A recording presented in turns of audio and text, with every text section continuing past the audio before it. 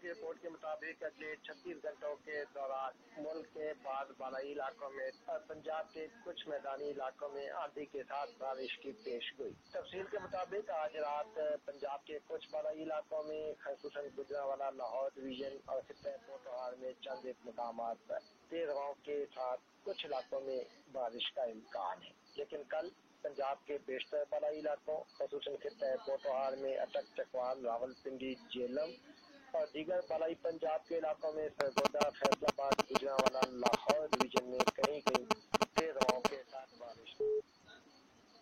یعنی اگلے 24 یا 36 گھنٹوں کے دوران مالاکنڈ ڈویژن، ہزارہ ڈویژن اور میدان ڈویژن کے علاوہ کشمیر کے مختلف علاقوں میں بھی